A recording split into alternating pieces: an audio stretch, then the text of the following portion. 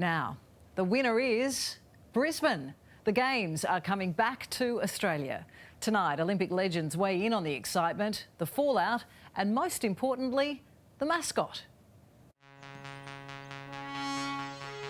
There's nothing more that drives you than having that Olympic Games in your own backyard. I think it's absolutely fantastic. You know, there's nothing like having an Olympics, and having it on your doorstep is just wonderful. 3 Aussie legends who made their mark on the Olympic stage now celebrating another Olympic win.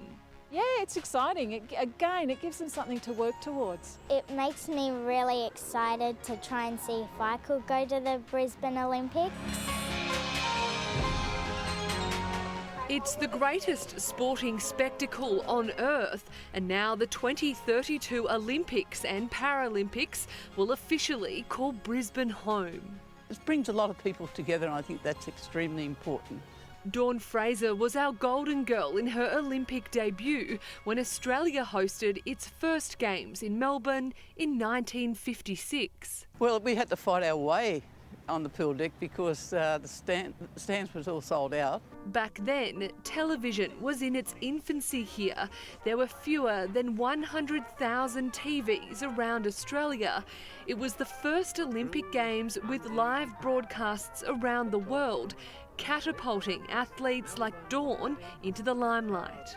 I think the best memory was the fact when I was given my blazer and I had the Australian crest on my chest. The population of Australia at the time was just 9.4 million people.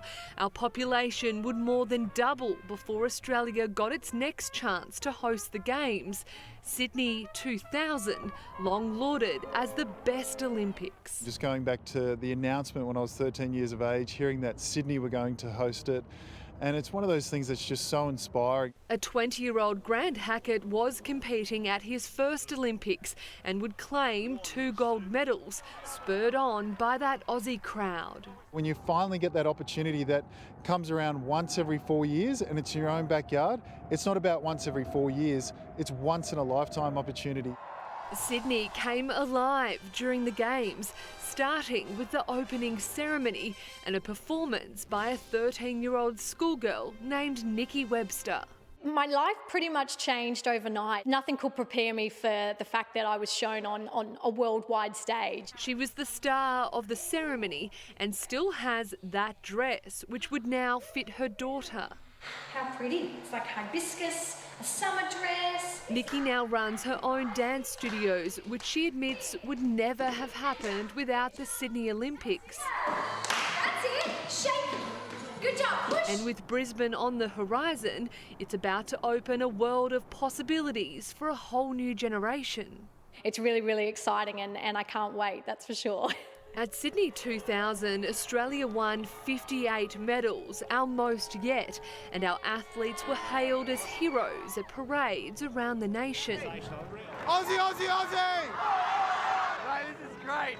I tell you, it's fantastic just to be out here and part of it all. Now it's Brisbane's turn to host the Olympic Games after securing more than 50% of IOC delegates' votes in Tokyo today. Technically, no one else was in the running for the 2032 Games, but this is a victory we'll claim. And when it comes to hosting major sporting events, Brisbane has done it all before. The Commonwealth Games were held in the city in 1982, and Glenys Nunn starred. I think Australia has got a wonderful history of conducting major events. She won gold in the heptathlon and backed it up with another win at the Los Angeles Olympics 2 years later.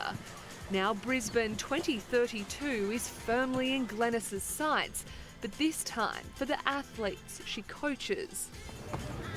Nice. 9-year-old Halo Keys is already dreaming of Olympic glory with her family in the stands. Definitely my nan, because she thinks she's my #1 fan. While Amelia Search hopes to follow in her coach's Olympic footsteps. It gives me so much drive to know that that's my ultimate goal, and hopefully I'll definitely be there. The city will undergo a massive transformation for the Games of the 35th Olympiad. New stadiums, new transport, and potentially, most importantly, a new mascot. Melbourne in '56 didn't have one. The '82 Commonwealth Games in Brisbane had Matilda. Sydney 2000 had Sid, Millie and Ollie, while the Gold Coast Commonwealth Games 3 years ago had Borabai, the koala. So what should be our standout star for Brisbane 2032? Meet this little guy who we think should be the mascot of the 2032 Olympics. Michael Francisco and his team at Star Dreams have created their ideal mascot. We decided to go for something that hasn't been done before, and we thought that a quokka is pretty cute. It's known as the happiest animal on earth. And the little furry friend is popular with selfies. Facebook and Instagram didn't even exist last time Australia hosted an Olympics. Now social media is part of daily life. As for the mascot's name, we came up with a couple ideas. Quinton, obviously, just because it starts with a Q. And maybe we were thinking Quest, as in the quest for gold or Olympic glory. So Dawn, Brisbane 2032, what do you think the mascot should be? Well, look, we're standing in the most obvious place. What about the big pelican? You think it's a good mascot? I think she's a lovely mascot, you know. Oh, a pelican. I quite like that.